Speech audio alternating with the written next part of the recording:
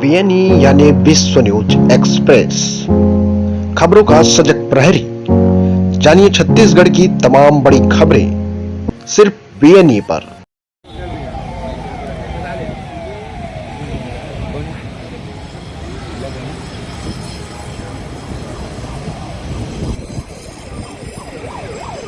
बनाओ बनाओ।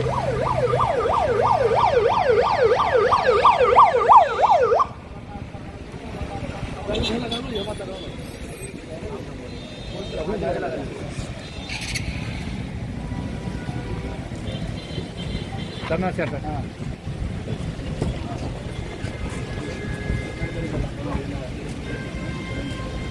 गाड़ी नहीं आया, थोड़ा थोड़ा साइड हो जाए। चलिए बना दिया हूँ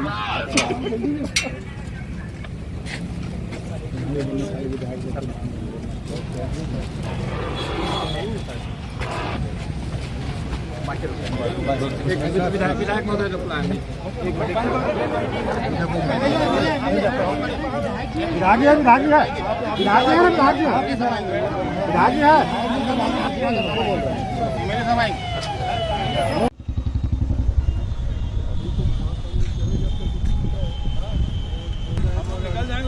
मिला दो विधायक साहब, ये दिक्कत है। मिलाना हाल चाल देख लिया।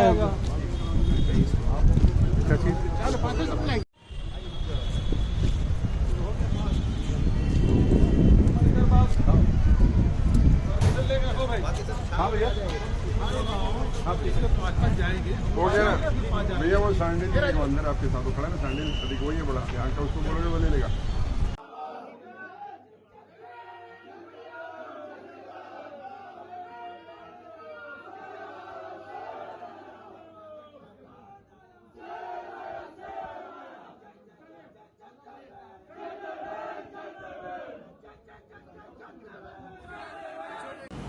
जय जोहार।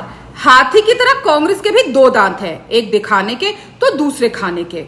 राहुल गांधी की मोहब्बत की दुकान इसका सबसे बढ़िया एग्जाम्पल है। नाम भले ही मोहब्बत की दुकान हो, लेकिन असली काम अराजकता, हिंसा और नफरत फैलाना है। राहुल की इसी दुकान का एक नगीना देवेंद्र यादव अब छत्तीसगढ़ के रायपुर के सेंट्रल जेल की सलाखों के पीछे पहुंच चुका है। भिलाई से कांग्रेस विधायक देवेंद्र यादव 10 जून को बलौदा बाजार में हुई हिंसा का मुख्य आरोपी है। ये वही देवेंद्र है जो मोहब्बत की दुकान के मालिक राहुल का खासम खास है। उसे भारतीय राष्ट्रीय युवा कांग्रेस का अध्यक्ष तक बनाए जाने की चर्चा है। भारत जोड़ो यात्रा में ये राहुल का सारथी बना घूमता था। वैसे राहुल का ये हीरा हर फन में माहिर है, चाहे कोयला घोटाला में पैसा कमाना हो, या महादेव ऐप में कट मनी पाना, या हिंदू त्योहारों में हिंसा भड़काना। यानी धूर्तता के हर खांचे में वो फिट बैठता है, इसीलिए वो कांग्रेस में सुपरहिट है। देवेंद्र यादव छत्तीसगढ़ के पूर्व मुख्यमंत्री भूपेश बघेल का भी बेहद करीबी है और उसे उनका दाहिना हाथ माना जाता है। 10 जून को सतनामी समाज के खिलाफ हुई हिंसा में देवेंद्र को पुलिस की ओर से कई बार नोटिस भेजा गया, लेकिन खुद को कानून से ऊपर समझने वाला बघेल का ये गुंडा कभी हाजिर नहीं हुआ। कल जब उसे गिरफ्तार किया गया तो उसके समर्थकों ने जमकर बवाल काटा। देवेंद्र के समर्थक पुलिस के जवानों से तक भिड़ गए और हिंसा पर उतर आए। दरअसल कांग्रेस जहां हारती है, वहां अराजकता और हिंसा पर उतर आती है। देवेंद्र के जरिए राहुल गांधी और भूपेश बघेल छत्तीसगढ़ में इसी खेल को अंजाम देना चाहते थे, लेकिन भाजपा सरकार ने उनके मंसूबों पर पानी फेर दिया। हिंसा और भय का माहौल पैदा कर कांग्रेस छत्तीसगढ़ को अस्थिरता की राह पर ले जाना चाहती है, जिसे भारतीय जनता पार्टी किसी भी कीमत पर कामयाब नहीं होने देगी। बलौदा बाजार की घटना को लेकर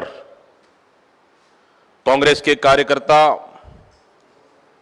कांग्रेस के नेता और कांग्रेस के विधायक माननीय देवेंद्र यादव जी को कल दुर्भावनापूर्वक बदले की भावना से, बदलापुर की राजनीति से प्रेरित होकर कल गिरफ्तार किया गया है। इसका छत्तीसगढ़ प्रदेश कांग्रेस कमेटी पूर्ण रूप से विरोध करती है और इसका कड़ा निंदा करती है।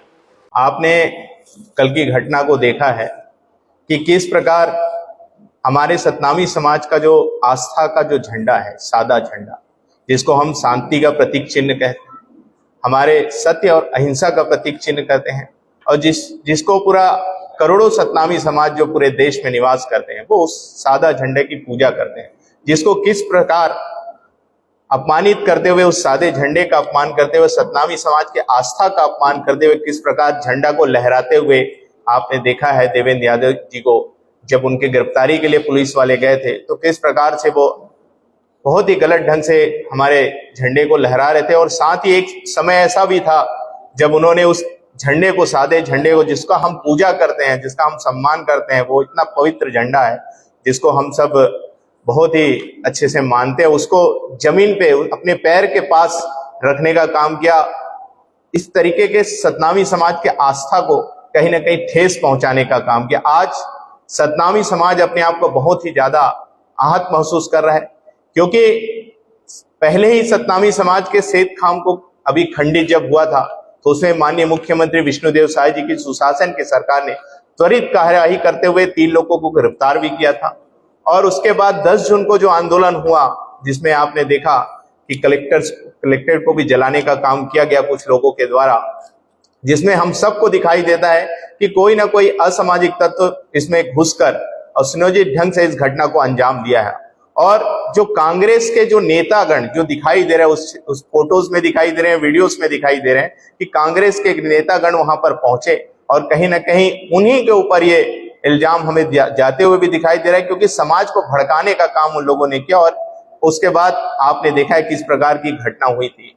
और आज उनकी गिरफ्तारी हो रही है तो एक हाथ में सादा झंडा जिसका अपमान कर रहे हैं और संविधान की बुक लेकर चल रहे हैं और संविधान की बात कर रहे हैं और संविधान का पालन भी नहीं कर रहे हैं। जब पुलिस प्रशासन उनको बुला रही है कि आप आइए और अपना बयान दीजिए, तो बयान देने के लिए उनके पास समय नहीं है, लेकिन ढोंग रचने के लिए, नौटंकी रचने के लिए उनके पास पूरा समय है। आप देख रहे हैं किस प्रकार से पूरे समर्थक को बुलाकर जब पुलिस आई है, अगर आप निर्दोष हैं तो किस बात का डर है, आपको किस चीज का भय है? आपको तत्काल आपको अपना बयान देना चाहिए, आपको पुलिस के साथ जाना चाहिए। लेकिन मालूम है कहीं ना कहीं कुछ तो गलती है, तिनका में कहीं ना कहीं दाल तो है।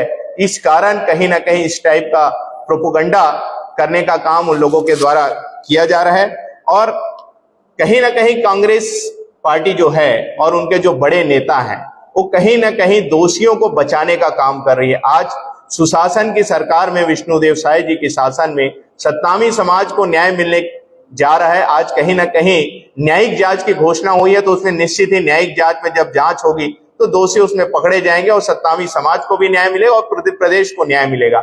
लेकिन इनके लीडर्स प्रेस वार्ता करके बताना चाह रहे हैं कहीं ना कहीं कि जो देवेंद्र यादव है वो प्यादा है और इसका सरंगना कोई और है, और इनके लीडर इसमें कहीं ना कहीं जुड़े हुए हैं, तभी अपराधी को बचाने के लिए इस प्रकार का प्रोपोगंडा कर रहे हैं। और आपने देखा भी है जब जब सूबे के जो मुख्यमंत्री रहे, तत्कालीन के मुख्यमंत्री भूपेश बघेल ने जब जब प्रेस वार्ता की है तब तक दोषी सिद्ध हुए हैं। चाहे आप सौम्या चौरसिया को ले लो, चाहे और जितने लोग जेल में हैं उन लोग को देख लीजिए, उनकी जमानत आज तक नहीं हुई है, वो सारे के सारे जेल में। तो इससे प्रतीत होता है कहीं ना कहीं ये सारे लोग इससे जुड़े हुए हैं। साथ ही देवेंद्र यादव ने इतनी ज्यादा गलत काम किए हैं, आप देख रहे होंगे कि जब पुलिस उनको गिरफ्तार करने के लिए गई तो उन्होंने अपने पूरे समर्थकों के साथ वहां हुड़दंग मचाने का प्रयास किया, पुलिस प्रशासन का मदद नहीं किया, उनको और रोकने का काम किया। और तो और जब जेल लेकर जा रहे थे उनको कोर्ट में पेश किया गया, कोर्ट में पेश करने के बाद जेल ले जाने की जब बात आई तो उनके जो समर्थक, उन्होंने किस प्रकार का अभद्रता का व्यवहार किया आपको मालूम ही है कि हमारे जो प्रहरी होते हैं जेल के, उनको बंदूक तक तानना पड़ा, इतना ये नौबत आया। तो ये सारी चीजों से समझ में आता है कि जिस प्रकार से उनके समर्थक इतने अभद्र व्यवहार करें, तो इसी से समझ में आता है कि देवेंद्र यादव जी का आचरण क्या होगा, वो क्या करते होंगे, इससे ही समझ में आता है।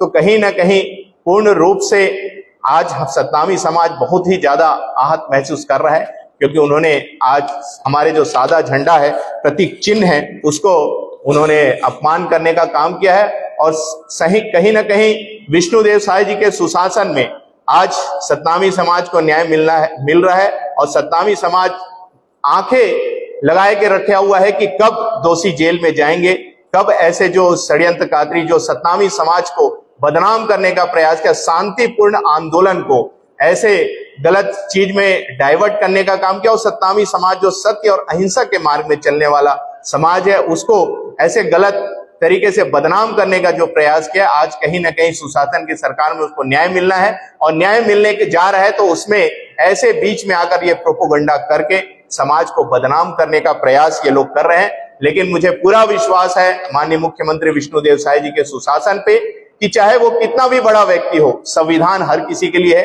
चाहे कोई बड़ा हो या छोटा हो, संविधान सबके लिए बराबर है, और संविधान के माध्यम से हर किसी को न्याय मिलेगा। अगर देवेंद्र यादव जी अगर अपने आप को बोलते हैं कि मैं निर्दोष हूं, तो उनको पुलिस प्रशासन का मदद करना चाहिए, ना कि विरोध करना चाहिए। यही मैं कहना चाहता हूं। और साथ ही आपको मालूम ही होगा, ये कांग्रेस पार्टी आज सतनामी समाज की हितैषी बनने की ढोंग कर रही है, लेकिन आपने देखा होगा पिछले 5 साल 2018 से 2023 तक सतनामी समाज के ऊपर अनगिनत इन्होंने प्रताड़ना किया है। जो बिलासपुर में जो जैत खाम गड़ा हुआ था, उस रास्ता बनाने के नाम से उखाड़ने की बात हो, हमारे कवर्धा में धर्मपुरा कांड जहां जैत खाम को जलाने का कांड हो, और तो और गुरु घासीदास बाबा जी के जयंती के दिन लोरमी के लालपुर गांव में सुबह को मुख्यमंत्री जो तत्कालीन मुख्यमंत्री उन्हें सतनामी समाज को भौंकने वाला समाज कहा। और साथ ही साथ एक और बहुत बड़ी बात, इतने उन्होंने सतनामी समाज को इतना अपमानित किया और इतना ज्यादा प्रताड़ित किया कि समाज को अब नग्न प्रदर्शन करना पड़ा। क्या आप ऐसा नग्न प्रदर्शन कभी कर सकते हैं?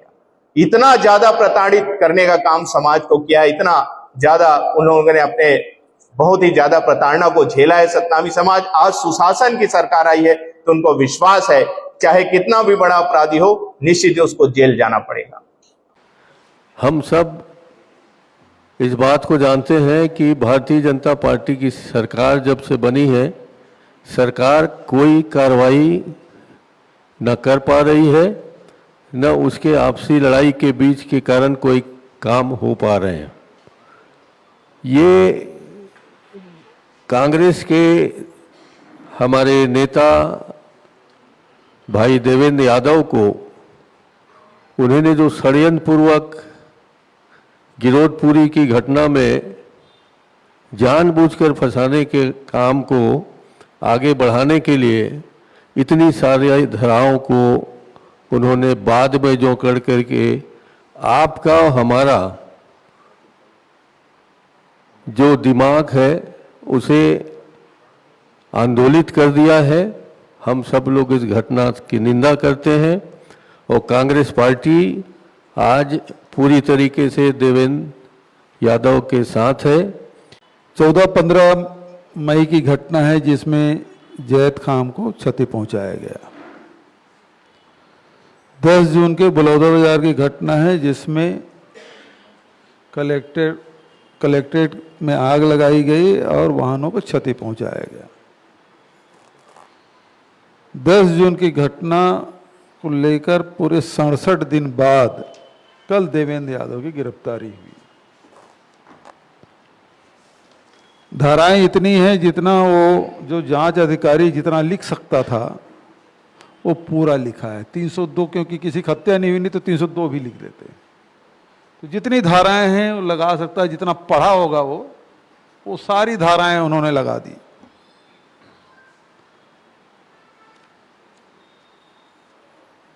शुरू से ही जो जैसा कि नेताजी ने कहा कि जो सामाजिक सौहार्द है बिगाड़ने का काम हुआ, वो आरोपी अभी तक के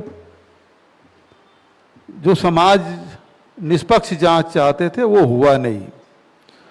अब कलेक्ट्रेट नहीं बचा पाए, ये पूरे प्रदेश और पूरे देश में पहली घटना अपनी नाकामी को छिपाने के लिए इस प्रकार से कार्रवाई कर रहे हैं। यदि देवेंद्र यादव के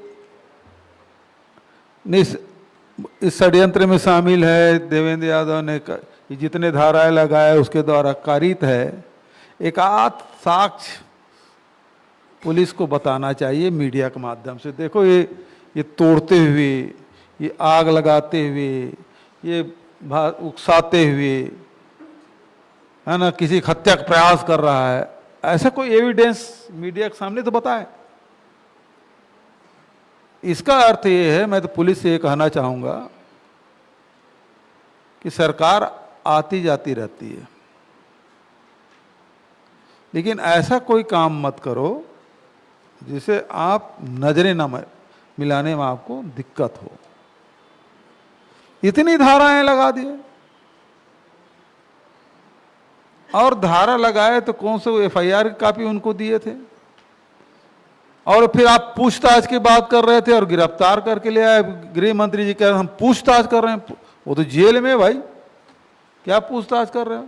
पूछताछ करने के लिए, पूछताछ के लिए बुलाए तो गए भी थे, और क्या पूछताछ करना था?